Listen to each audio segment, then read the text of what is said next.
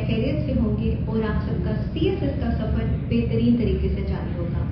This is Sumera Kiran talking from the platform of Tabeer academy.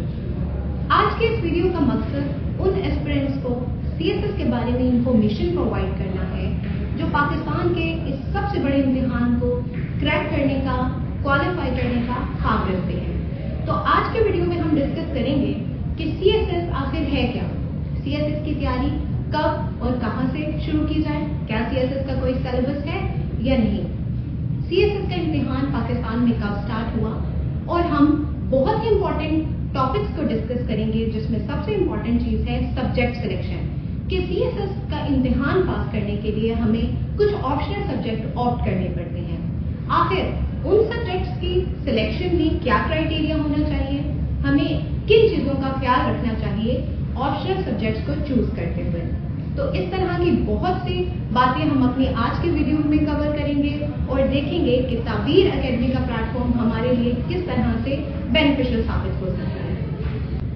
तो सबसे पहले हम डिस्कस करते हैं CSS की ब्रीफ सी हिस्ट्री।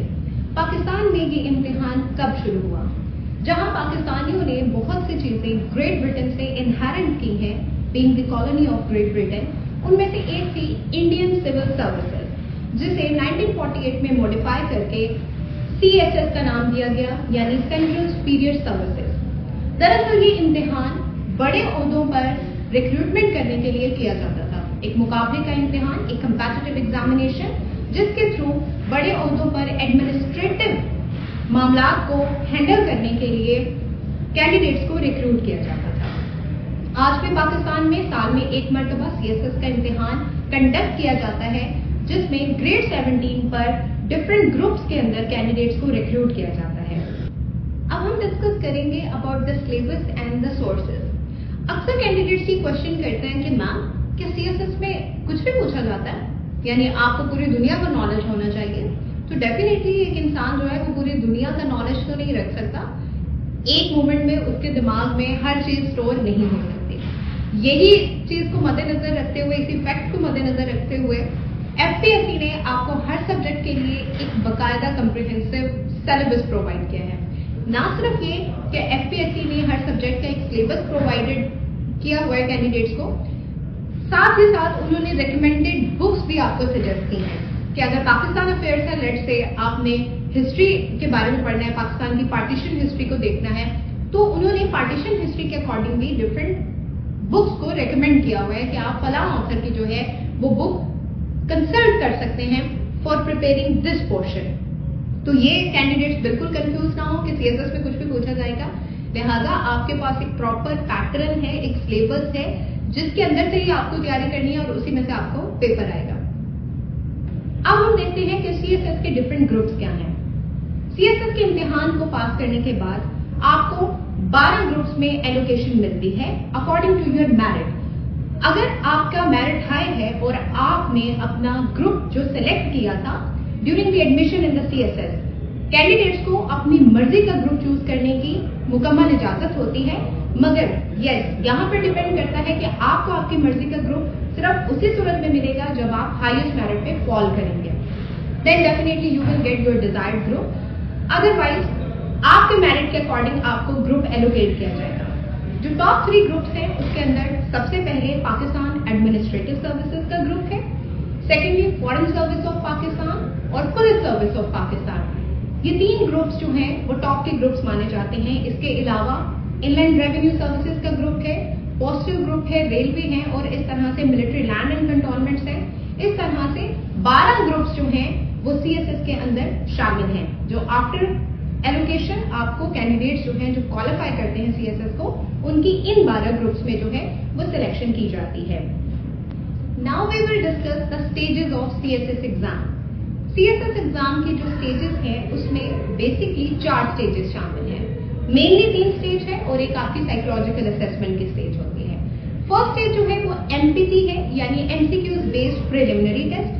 सेकेंड स्टेज आपकी रिटन एग्जाम की है। थर्ड स्टेज बेसिकली वाइवा की है, जिसके अंदर आपकी साइकोलॉजिकल असेसमेंट भी होती है, साइकोलॉजिकल एक्टिविटीज कंडक्ट की जाती है, साइकोलॉजिकल इंटरव्यू होता है एंड देन आपका फाइनल इंटरव्यू होता है विद द चेयरमैन FPSC, क्योंकि ये एक इम्तिहान FPSC कंडक्ट करती है, फेडरल पब्लिक सर्विस कमीशन। तो FPSC के चेयरमैन और विद द बोर्ड आपका जो है इंटरव्यू कंडक्ट होता है CSS का फॉर 300 मार्क्स। दरअसल ये एक MCQs फॉर्मेट पर बेस्ड आपका एक प्रिलिमिनरी टेस्ट होता है जो ये आपको आइडेंटिफाई करता है कि क्या एक कैंडिडेट जो है वो CSS के रिटन एग्जाम यानी जो 12 सब्जेक्ट्स पर मुश्तमिल एक इम्तिहान है, क्या एक कैंडिडेट उसमें बैठने के लायक भी है या नहीं। तो MCQs के फॉर्मेट पे आपको जो है वो एक इम्तिहान कंडक्ट किया जाता है जिसके अंदर कैंडिडेट्स को इंग्लिश से रिलेटेड, जनरल साइंस से related, current affairs, Pakistan affairs, इस्लामियात, तमाम सब्जेक्ट्स में से जो है उर्दू, इन तमाम सब्जेक्ट्स में से MCQs आपसे पूछे जाते हैं। जो कैंडिडेट्स इस टेस्ट को क्वालिफाई करते हैं वही कैंडिडेट्स रिटन एग्जाम में बैठने के काबिल होंगे।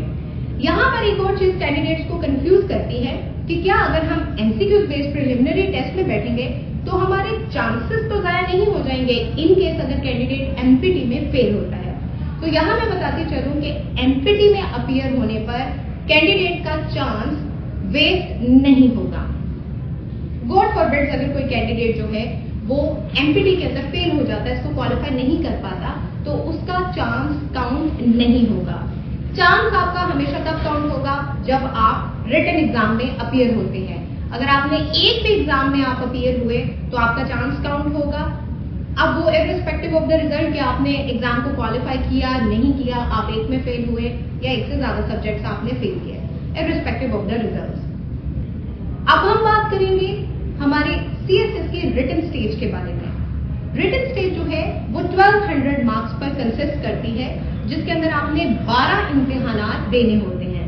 आप 11 सब्जेक्ट सिलेक्ट करते हैं, एक सब्जेक्ट जो होता है वो आप 200 मार्क्स के लिए सिलेक्ट करते हैं जिसमें पेपर A और पेपर B यानी उसी सब्जेक्ट का एक पेपर A होता है और एक पेपर B होता है। इस तरह से ये आपके 1200 मार्क्स बनते हैं और 11 सब्जेक्ट्स बनते हैं जिसके अंदर आपके 6 ऑप्शनल सब्जेक्ट्स हैं और 6 कंपल्सरी सब्जेक्ट्स हैं।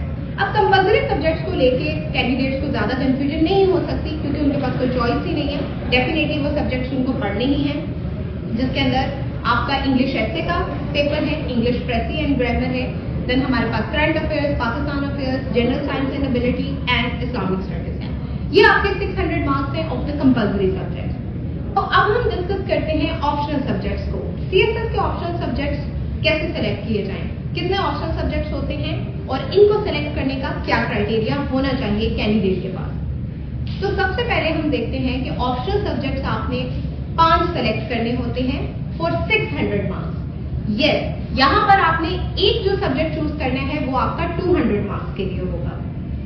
FPSC ने कैंडिडेट्स की सहूलत के लिए, क्योंकि कैंडिडेट्स जो हैं वो डिफरेंट एजुकेशनल बैकग्राउंड से आते हैं, कुछ अकाउंटेंट्स होते हैं, कुछ इंजीनियर्स होंगे, कुछ डॉक्टर्स होंगे, कुछ सोशल साइंटिस्ट होंगे, तो ऐसे में FPSC आपको एक variety of optional subjects provide करता है जिसमें से कैंडिडेट्स जो हैं वो अपनी मर्जी के मुताबिक, अपने एजुकेशनल बैकग्राउंड के मुताबिक, अपनी फिजिबिलिटी के मुताबिक अपने ऑप्शनल सब्जेक्ट्स को चूज कर सकते हैं। 5 optional subjects, 1 consisting of 200 marks and the rest of 4 for 100 marks each. इस तरह से आपके 600 मार्क्स बनते हैं। ऑप्शनल सब्जेक्ट्स को सिलेक्ट करने का क्या क्राइटेरिया होना चाहिए? सबसे पहली चीज जो मैं रिकमेंड करती हूँ, डेफिनेटली एक कैंडिडेट को अपना एजुकेशनल बैकग्राउंड देखना चाहिए।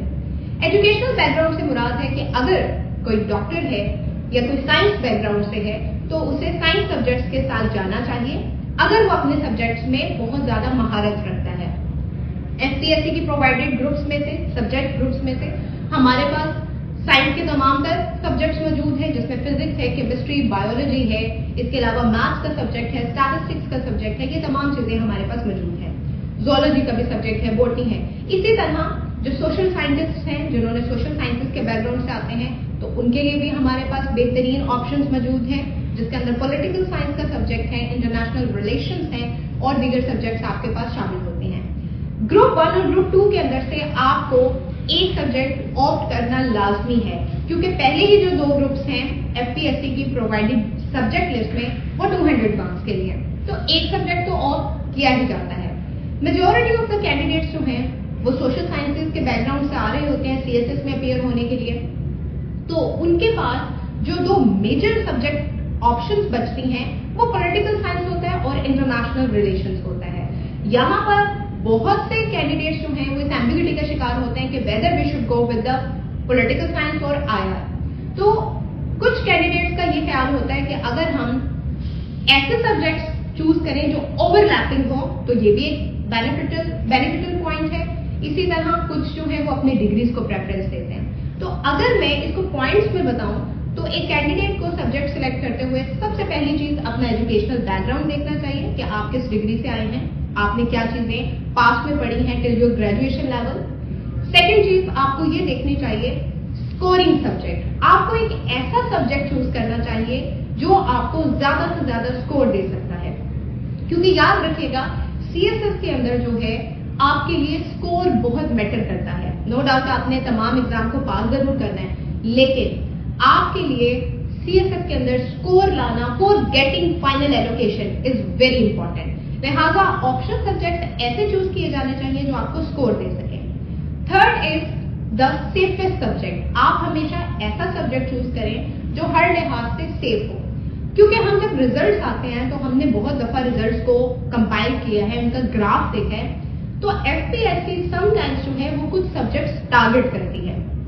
हम देखते हैं कि बहुत अच्छे नंबर लेने वाले कैंडिडेट्स एक स्पेसिफिक से सब्जेक्ट में फेल हो जाते हैं विद नो रीजन। कोई अपेरेंटली हमें कोई वजह नहीं नजर आ रही होती कि आपका ऐसे क्वालिफाइड है, आपके प्रेसी क्वालिफाइड है, आपने बहुत अच्छे अच्छे इम्तिहान पास कर लिए, आप यूएस हिस्ट्री में आप फेल हो गए हैं या लेट्स से आप आईआर में फेल हो गए हैं। तो समटाइम्स क्या होता है आपके ऐसे कुछ सब्जेक्ट्स को टारगेट कर दिया। तो हमें पास्ट रिजल्ट्स के ट्रेंड्स को देखते हुए अपने ऑप्शनल सब्जेक्ट को चूज करना चाहिए। तो अगर मैं नेक्स्ट पॉइंट आपको कहूं सब्जेक्ट सिलेक्शन में, तो वो आपको पास्ट ट्रेंड्स को मद्देनजर रखना है कि सेफ सब्जेक्ट कौन सा है इस साल के लिए। तो सबसे पहले आप देखेंगे educational background, secondly top scoring subject and thirdly जो सेफेस्ट सब्जेक्ट होगा according to the past results. जो ट्रेंड चल रहा है उसके अकॉर्डिंग इस साल के लिए जो आपको सबसे सेफ सब्जेक्ट लगेगा आप उसी के साथ जाएंगे। तो इस तरह से ये चीजें हैं जिनके अंदर आप अपने ये बातें हैं, ये पॉइंट्स हैं जिनको मद्देनजर रखते हुए आप अपने सब्जेक्ट सिलेक्शन कर सकते हैं। अनदर इंपॉर्टेंट थिंग, कुछ सब्जेक्ट्स जैसे लिंग्विस्टिक बेस्ड है जिसमें मोस्ट इंपॉर्टेंट है Punjabi, Pashto. Candidates in subjects को रखते हुए थोड़ी सी हेजिटेशन फील करते हैं, मगर मैं हमेशा इन सब्जेक्ट्स को रेकमेंड करती हूँ क्योंकि ये आपको टॉप स्कोर प्रोवाइड करते हैं। स्पेशली जो पंजाब के कैंडिडेट्स हैं सीएसएस के लिए या जो पीएमएस पंजाब में अपीयर होते हैं उनको मैं हमेशा सजेस्ट करती हूँ कि वो पंजाबी के सब्जेक्ट के साथ जरूर जाएं, क्योंकि पंजाबी का सब्जेक्ट आपको एक आउटस्टैंडिंग स्कोर जो है वो प्रोवाइड कर सकता है। और वंस अगेन जब आप रेस में होंगे तो आपके लिए सबसे ज्यादा इंपॉर्टेंट चीज जो है वो आपका स्कोर है, जो मैटर करेगा वो आपका स्कोर मैटर करेगा। सो अब हम बात करते हैं साइकोलॉजिकल असेसमेंट के बारे में। After qualifying the written exam of CSS हमारी जो नेक्स्ट स्टेज होती है वो साइकोलॉजिकल असेसमेंट की होती है, जो 2 डेज की एक्टिविटीज पर मुश्तमिल होती है। फर्स्ट ऑफ ऑल आपके लिए साइकोलॉजिकल रिटन एक्टिविटीज होती हैं एंड देन आपका साइकोलॉजिकल इंटरव्यू होता है। इन एक्टिविटीज के अंदर मोर और लेस वो तमाम एक्टिविटीज कंडक्ट की जाती हैं जो नॉर्मली आईएसएसबी में कंडक्ट होती हैं, जिसके अंदर आपका साइकोलॉजिकली आपको असेस किया जाता है। डिफरेंट तरह के आपसे सिनारियोज दिए जाते हैं, उन पे आपसे पूछा जाता है कि अगर आप उन सिनारियोज में होते तो आप किस तरह से रिएक्ट करते। इनकम्प्लीट सेंटेंस को कंप्लीट करना होता है। वेरी क्विकली आपको चंद सेकंड्स दिए जाते हैं एक सेंटेंस को क्विक करने के लिए। बेसिकली उनकी असेसमेंट होती है आपके साइक को चेक करने की कि आप इंट्रोवर्ट हैं, एक्सट्रोवर्ट हैं, पॉजिटिव थिंकर हैं, नेगेटिव थिंकर हैं। इस तरह से उन्होंने आपकी साइकोलॉजिकल की आपकी पर्सनालिटी की एक असेसमेंट करनी होती है, साइकोलॉजिकल असेसमेंट करनी होती है। सो साइकोलॉजिकल असेसमेंट जो है होने के बाद आपका रिटन एक्टिविटीज होने के बाद आपका साइकोलॉजिकल इंटरव्यू होता है। उससे पहले एक्सटेम्पोर्स होते हैं, एक्सटेम्पोर स्पीचेस होती हैं, ग्रुप डिस्कशंस होती हैं, जिसके अंदर आपकी पर्सनालिटी को जज किया जाता है। नेक्स्ट जो चीज है वो आपका साइकोलॉजिकल इंटरव्यू है, जो कि मोर और लेस आपके इर्द गिर्द घूमता है, आपकी पर्सनालिटी के गिर्द घूमता है। आपको डिफरेंट सिचुएशंस दी जाती हैं, अगेन आपका पर्सपेक्टिव चेक किया जाता है। पर्सनालिटी को असेस करने का मकसद ये है कि आखिर आपके कंधों पर इतनी बड़ी जिम्मेदारी दी जा रही है, आप असिस्टेंट कमिश्नर बनने जा रहे हैं, आप एएसपी बनने जा रहे हैं, तो क्या आप इतने बड़े ओहदे को संभालने के, उन फराइज को सरअंजाम देने के काबिल भी हैं या नहीं। तो आपकी पर्सनालिटी को जज किया जाता है और फिर आपकी पर्सनालिटी का एक प्रॉपर ग्राफ, एक चार्ट बना के, जो कि साइकोलॉजिस्ट बनाते हैं, डेफिनेटली स्पेशलिस्ट बनाते हैं, वो आपके मेन पैनल के सामने रखा जाता है, आपके चेयरमैन और आपके दीगर जो पैनल मेंबर्स होते हैं उनके सामने रखा जाता है। और फिर फाइनल स्टेज आती है इंटरव्यू स्टेज।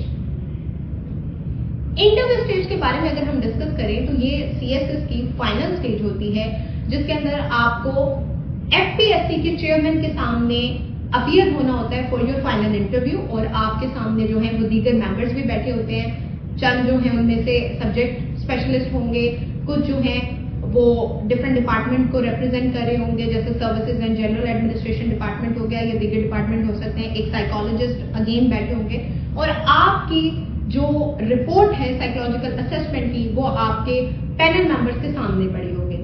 अब यहाँ पर आपकी इंटरव्यू स्टार्ट होगा। इंटरव्यू जो है 300 मार्क्स का, अगेन मैंने आपको पहले भी बताया, वो कंडक्ट किया जाता है। यहाँ पर आपसे जो है आपके ऑप्शनल सब्जेक्ट्स, आपके करंट अफेयर्स, आपकी पर्सनालिटी रिलेटेड, आपके बैकग्राउंड रिलेटेड, आप किस शहर से हैं, किस जगह से हैं, आपकी कास्ट क्या है, आपका नाम, each and everything about you, ठीक है। आपके ऑप्शनल सब्जेक्ट क्या थे, आपके करंट अफेयर्स में कितनी दिलचस्पी है, आपकी हॉबीज क्या हैं, ईच एंड एवरीथिंग वहां पर असेस की जाएगी। और फाइनल स्टेज कंडक्ट होने के बाद आपका फाइनल रिजल्ट आएगा, जिसमें डेफिनेटली वेदर आप पास होंगे या फिर आपको फिर से सीएसएस का प्रोसेस जो है वो रिपीट करना होगा। और यहाँ पे हमेशा याद रखें सीएसएस के आपके पास 3 अटेम्प्ट्स हैं। स्पेशल सीएसएस भी अब आ चुका है, जिसके अंदर केपीके, सिंध, पंजाब में तो नहीं है मेल कैंडिडेट्स के लिए, स्पेशली सिंध, केपीके, कश्मीर, इन कैंडिडेट्स को एक जो है एक्स्ट्रा चांस दिया जाता है। सो यहाँ पर अभी हम स्पेशल सीएसएस की बात डिस्कस नहीं करें, we are only discussing about the CSS. Why to choose Tabeer platform for preparing your CSS? CSS के सफर में आकर हम ताबीर का इंतखाब क्यों करें? तो 2 से 3 पॉइंट्स अगर मैं ताबीर एकेडमी के बारे में, ताबीर इंस्टीट्यूट के बारे में आपको बताऊं तो सबसे पहली चीज है प्रोग्रेस बार। एक कैंडिडेट अपनी फिजिबिलिटी के मुताबिक, अपने स्टेमिना के मुताबिक, अपने मेंटल स्टोरेज के मुताबिक ताबीर के कंटेंट से फायदा उठा सकता है। नॉर्मली फिजिकल एकेडमीज के अंदर या जो अदर लर्निंग प्लेटफॉर्म्स हैं उसमें क्या होता है कि आपको ढेर सारे लेक्चर्स डिलीवर किए जा रहे होते हैं और एक टाइम आता है कैंडिडेट सिर्फ इनटेक कर रहा होता है, उसकी कोई आउटपुट नजर नहीं आ रही होती। That lies in the practice, क्योंकि प्रैक्टिस आपकी बहुत कम हो पाती है आपके दिगर फिजिकल जब आप एकेडमीज में अप डाउन करते हैं तो वहां पर कैंडिडेट जो है वो लैक कर जाता है अपनी प्रोग्रेस के अंदर। ताबीर एकेडमी के जरिए क्या है कि आपकी प्रोग्रेस जो है उसको मेंटेन किया जाएगा और रिटन प्रैक्टिसेस जो हैं वो हमेशा एक कैंडिडेट के लिए बहुत मैटर करती हैं, क्योंकि at the end of the day जो नॉलेज आपके यहाँ पर स्टोर है उसे हमें पेपर पर उतारना है और उसको पेपर में बेहतरीन तरीके से कैसे लाया जाएगा, ये ताबीर प्लेटफॉर्म इसमें बहुत हेल्प करता है। क्योंकि ताबीर के पास जो कंटेंट है वो CSSPs जो हैं उनके तरफ से प्रोवाइडेड है और उनके एक्सपीरियंसेस बाकायदा शेयर किए गए हैं। They know how to attempt the paper attempting techniques बहुत मैटर करती हैं और ताबीर के प्लेटफॉर्म पे जो कंटेंट है वो CSPs की तरफ से प्रोवाइड किया गया है, जिसके अंदर डिफरेंट टेक्निक्स को भी शामिल किया जाता है। हमारे पास नो डाउट कंटेंट तो हमारा ऑथराइज्ड है ही from the recommended books by the FPSC, but at the same time जो CSPs हैं उन्होंने जिस तरह से एग्जाम को क्रैक किया, जिस पैटर्न पे अपने एग्जाम को अटेम्प्ट किया, वो तमाम एक्सपीरियंसेस ताबीर के कंटेंट में आपको देखने को मिलेंगे और एक कैंडिडेट के लिए बहुत हेल्पफुल हो जाता है कि वो उसको समझ आ जाए कि उसने पेपर को अटेम्प्ट कैसे करना है।